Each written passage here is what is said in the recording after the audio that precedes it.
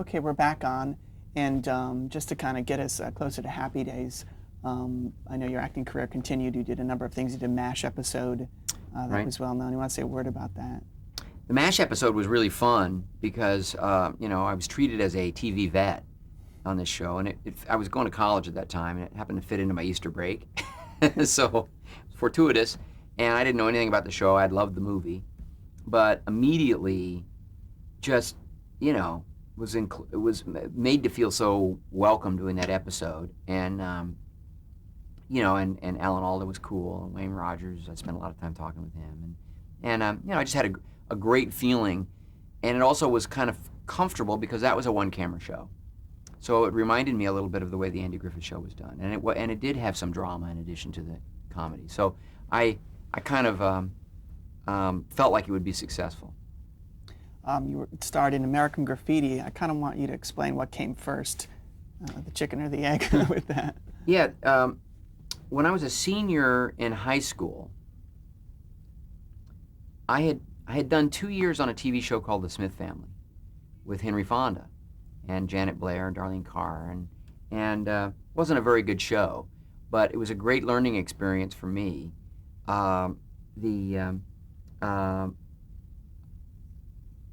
The Herschel Doherty directed every episode, and he was a fantastic television director. Pretty good with the actors, but man, he knew all the tricks of staging scenes, being efficient, getting things done. He was a remarkable technician in addition to his creative talents. So I also had the advantage of the fact that my dad had toured with Henry Fonda when my mom was pregnant. My mom was pregnant. Actually, well, my mom. Can we cancel that one out? Okay. Do you edit any of this? No. That gets so just complicated. correct it. Well, Okay. my mom was pregnant with the child that ultimately she was going to miscarry with, but Hank thought it was me. So he thought he'd seen me, in my mother's womb. But even though he could be a little taciturn and a little standoffish for some people, he was, really talkative with me. And he liked my dad. My dad would come visit, and it sort of became this bridge. And I wound up learning a lot about acting and also learning a lot about film because, Hank was willing to talk about all the great directors that he worked with, and John Ford included, and other talented actors, and, the difference between stage work and film work and, things like that. Mm-hmm.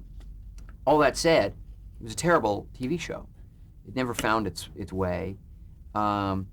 It went on for a year and a half because that was the deal that they'd made with Henry Fonda.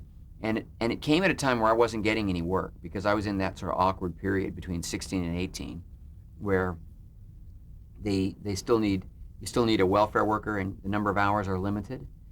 And yet it's very easy to cast somebody who's over 18 because, you look pretty much grown. And so it was incredibly fortuitous, even though it wasn't a great show, or particularly memorable.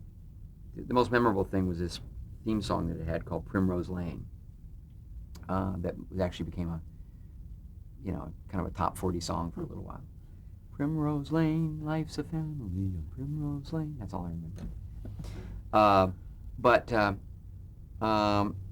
I'd done that. I was accepted to USC.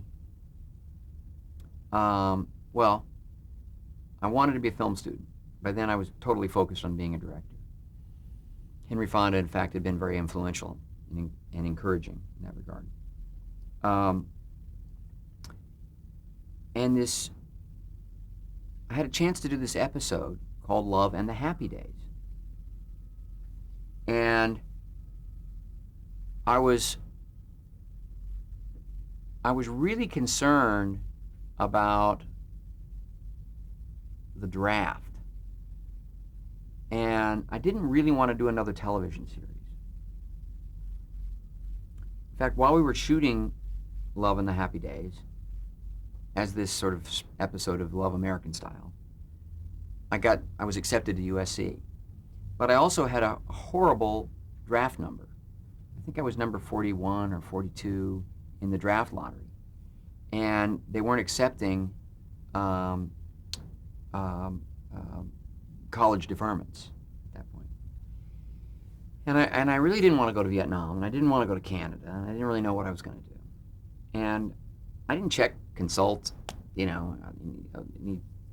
attorney or anything, but I had this idea that I knew that there was a thing called a work deferment, and if your employment was directly related to the employment of 30 or more people, you could get a work deferment.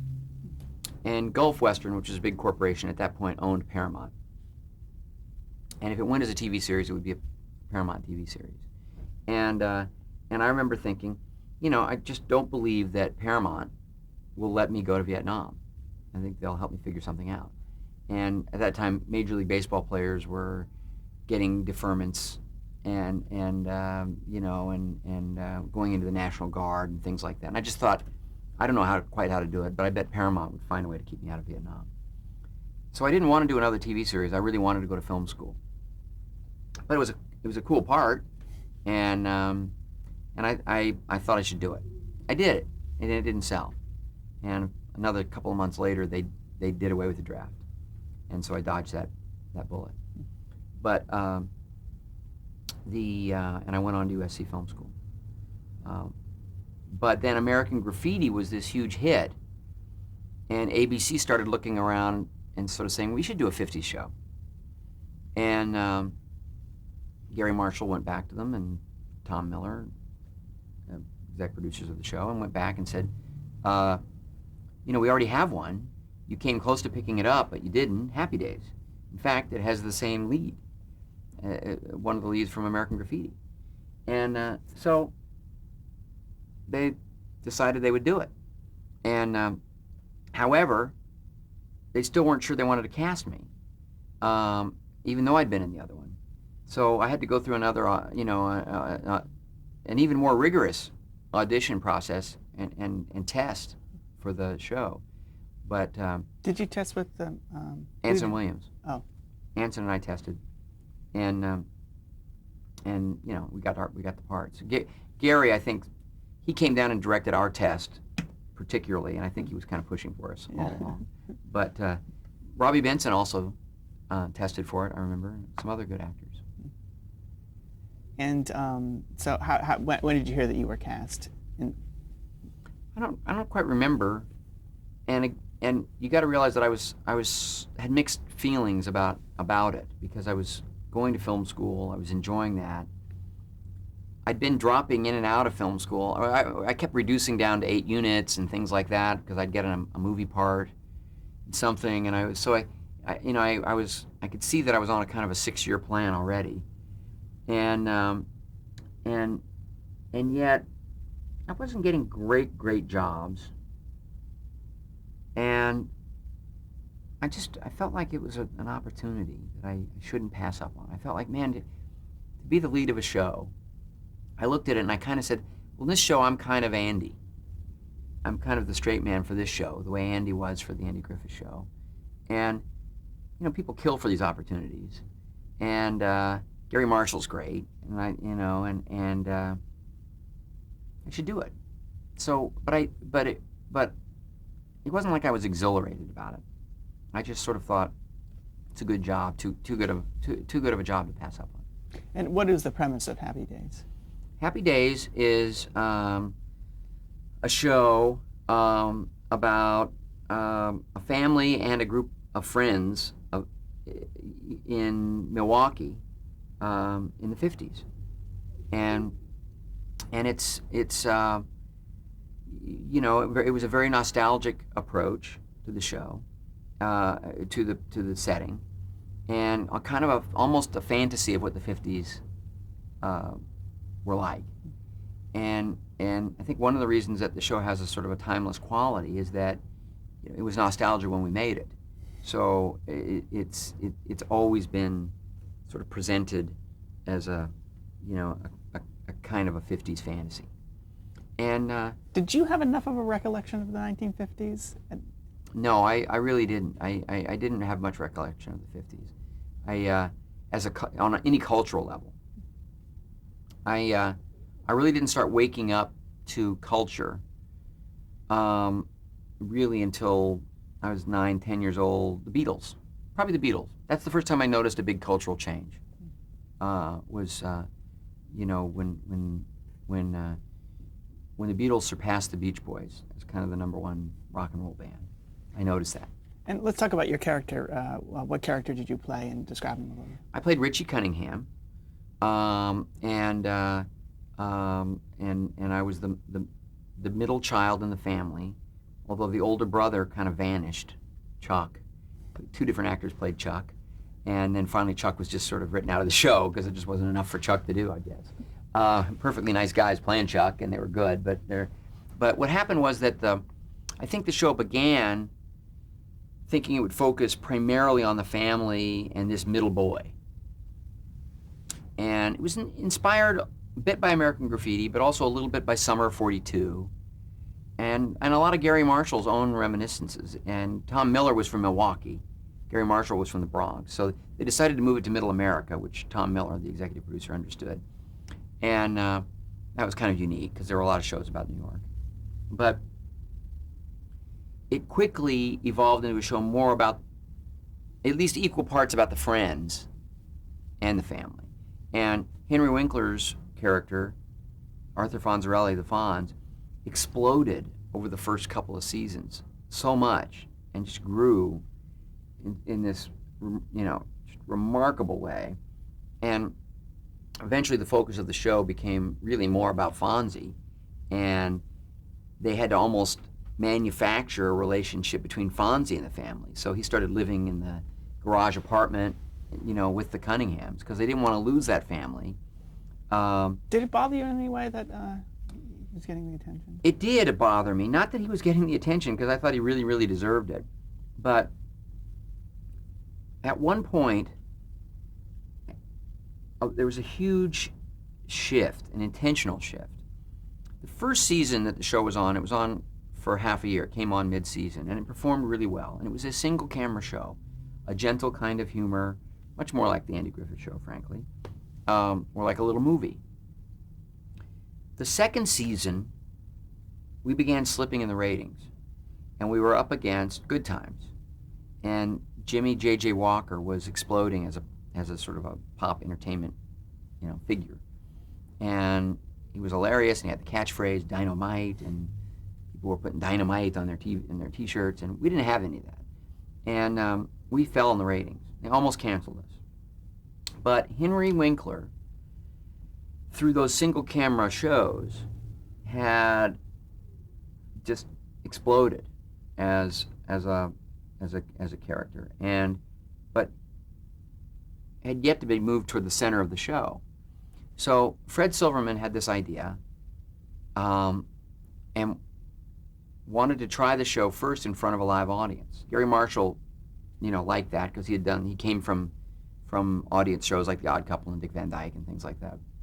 So we did the last episode of the second season in front of a live audience.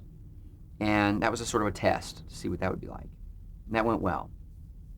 I don't really remember what the episode was about, but Henry had a big part in it, and people were like screaming when Henry would appear, and we went out on a publicity tour, and it was a little bit like we were a boy band, and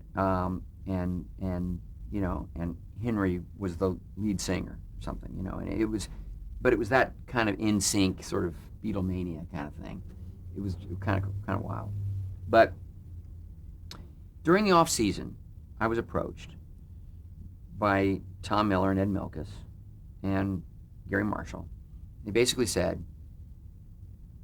Fred Silverman wants us to change the name of the show to Fonzie's Happy Days. Now, we would give you a raise if you'd accept this. We'd give you episodes to direct because we know you want to be a director. We know this would represent a shift. But, how do you feel about it? And I thought about it and went in and had a meeting with Tom and Ed. Gary Marshall wasn't at this meeting. I went alone, no agents or anything. And I said, I really signed on to be at the center of a show called Happy Days. And I respect what's happened here. But rather than be in Fonzie's Happy Days, I'd rather go back to film school. And well, how about you directing some episodes? And I said, well, you have a genius, Jerry Paris, directing episodes. I'd feel horrible denying the cast of Jerry Paris's genius for even a single episode. I'd feel so uncomfortable, it wouldn't even be a good experience. There's everything to lose and nothing to gain with me getting to direct an episode of Happy Days. It's just a bad idea. And I really, it's not a negotiation, I just don't want to do it. But I understand if you want to do it. And I left. And on the way out, Gary Marshall intercepted me and he said, well, we're not going to do this if you don't want to do it. And I said, I just don't think I can feel good about it. I love Henry, but, you know, I just wouldn't want to do that. And they understood. And they, you know, and I understood that the show was going to shift. And they were going to move Henry more to the center of the show. I could accept that. I just didn't want it to suddenly be called Fonzie's Happy Days. And they didn't change it. But the show did shift, and I continued to have great parts. And the fantastic thing was, it was a wonderful ensemble. We always treated it as an ensemble. Henry Winkler and I were kind of like brothers, and he was sort of like a big brother to me in a lot of ways. We worked well together, and we became a huge hit. And I sustained kind of an ongoing kind of disappointment in it, not because of the work. Although I will admit I never fully understood the tone of that show. I don't think I ever loved it as much as everybody else loved it, but I quickly saw that I was wrong and that I certainly knew how to do my job, and it was fascinating, and I learned a hell of a lot doing the show, and it was this great success, and it was exciting.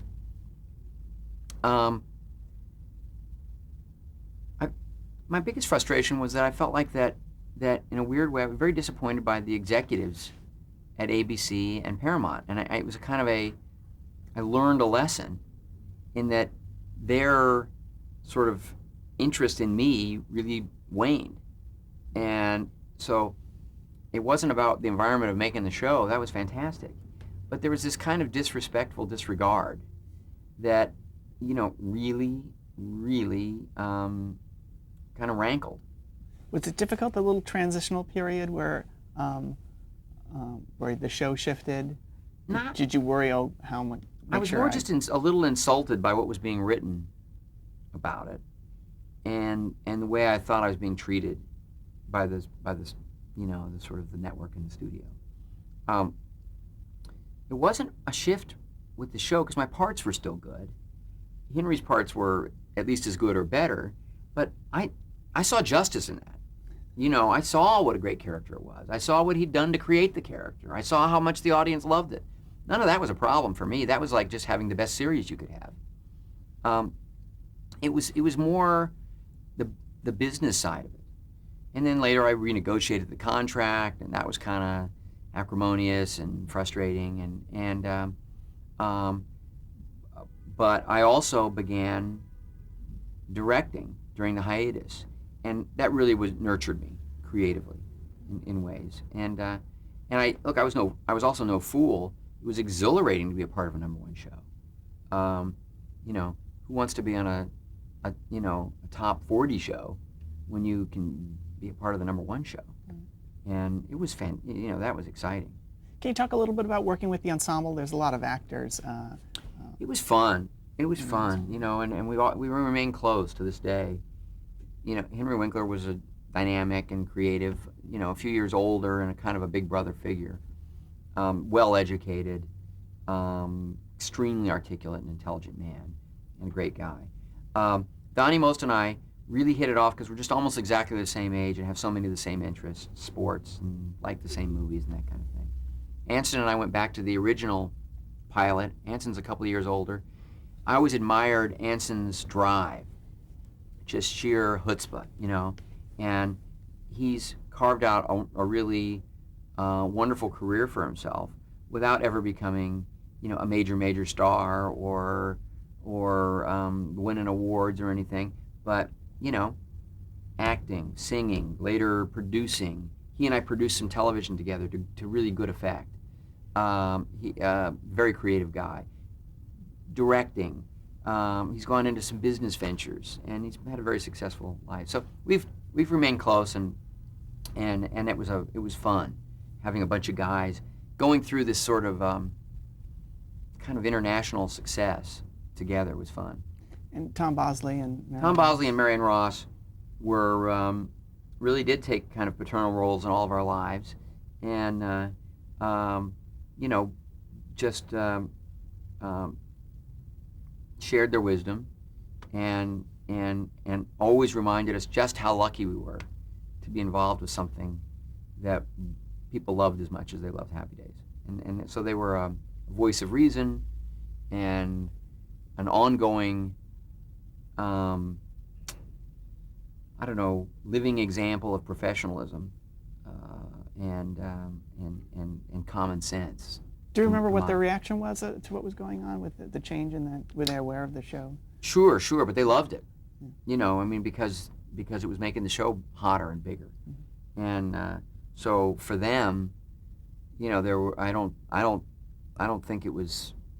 I think they were sensitive to my feelings about it, but it was a chance to succeed in a big way, and I wouldn't, looking back on it, I wouldn't change a thing about it. Even the frustration that I had with the networks and sort of the way the business side of things worked and interacted with talent was a pretty important growing pain for me to go through in retrospect. I can say a word about Erin Moran. Erin Moran and I shared sort of a similar background in that we were child actors. This was not our first TV series. We've been on other successful shows, and we were in a lot of ways kind of the veterans coming in, setting Marion and Tom aside. But among the younger cast members, even in the very beginning when Erin was only 9 or 10 years old, she was more experienced than Donnie Most or Anson Williams by a long shot. And you mentioned Jerry Paris. Can you talk about his directorial style? Jerry was an inspired comedy director, and had been an actor, and so he was great with all of us. Also helped keep everybody's egos and so forth in check. A great kind of team leader in the most neurotic, chaotic, crazy way. But he could help you make things funnier, and he was a great go-between with the writers because they trusted Jerry. And if we were struggling with a scene and Jerry turned around and said, I don't know how they can play it. It wasn't an actor complaining. Mm-hmm. It was Jerry Paris, the guy who'd already won Emmys for directing, Dick Van Dyke episodes and had been involved in, so many great projects. Backing up the actors and leading the charge. Did you sit in story meetings or anything like that? We didn't have the kind of story meetings that were open the way we did on the Andy Griffith Show. We would read the script, maybe talk for a minute, and then the writers would go. And that was just the way Gary Marshall ran it. Once we became a 3-camera show, though, it was a really interesting process for me to see the script evolve through the use of rehearsal and run-throughs. It was a much different way of working than we'd worked on the Andy Griffith Show. And of course, I was learning about a whole other kind of comedy because Happy Days was so much broader, played for bigger laughs. The rhythms were different.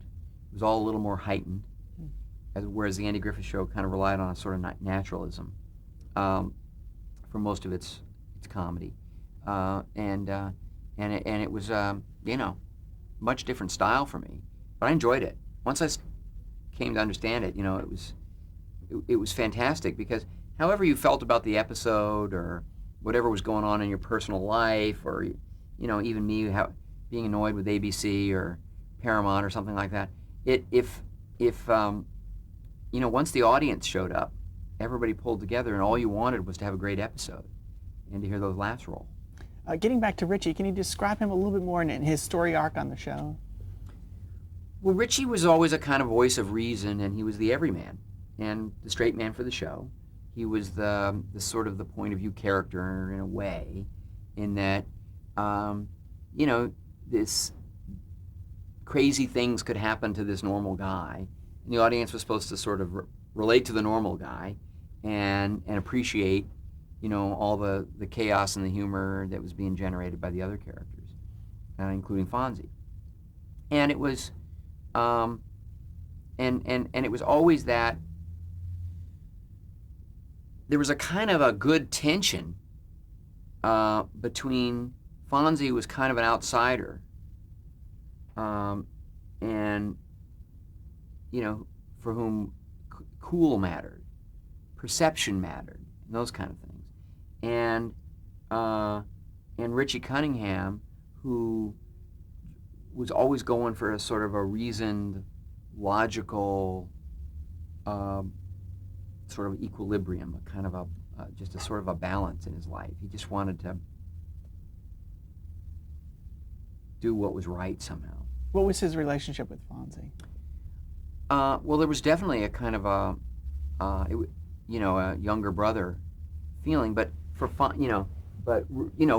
Richie, his problem would be that his fears, his anxiety, his inclination to kind of play it safe would be tested and pushed by Fonzie, and by the same token, if Fonzie ever needed a voice of reason, he could turn to Richie. Sometimes he'd go to Mr. C, sometimes Mrs. C, but more often it was Richie, and so there was this kind of question always in the show of, well, you want to do what's fun and cool and be a part of that, but then there's this other thing which is sort of, single-minded sense of responsibility, and where is that equilibrium? Where is that balance? And in a comedic level, that's often what the shows were sort of, demonstrating. And what was Richie's relationship like with his parents? Very good. Again, normal with ups and downs, but Richie had a lot of respect for his parents, but was going through all the kinds of growing pains that adolescent males do, and the show went long enough that we went on into early adulthood, and then I left the show after 7.5 years, when my contract was up, and by then I was directing TV movies, had a production company, and really wanted to become a full-time director. I wanted to mention Gary Marshall. What was your relationship like with him? Gary Marshall is probably the best boss that I ever worked for. He was remarkable, keeping it all going, generating softball games for us to play in to create the kind of unity and camaraderie. As busy as he got with, the dynasty that he created with, Laverne and Shirley and Mork and Mindy and other shows, and then he was branching off into movies. He could come in and really salvage an episode with just by seeing, what needed fixing, and he was. I had some great talks with him when I was annoyed with the networks. When I chose to leave the show, I had wonderful talks with him, and I never felt like his agenda was coming first. That, certainly he wanted the show to succeed, but there was a real sense of honor, and a demonstration of respect for me, and I think anybody who was working for him, that life was more important than show business, which was the thing he used to say.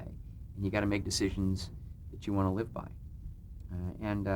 Very, very good man, good, great, and incredibly talented and creative. So he was pretty inspiring to be around. Okay, we're at the end of the tape. We're going to stop.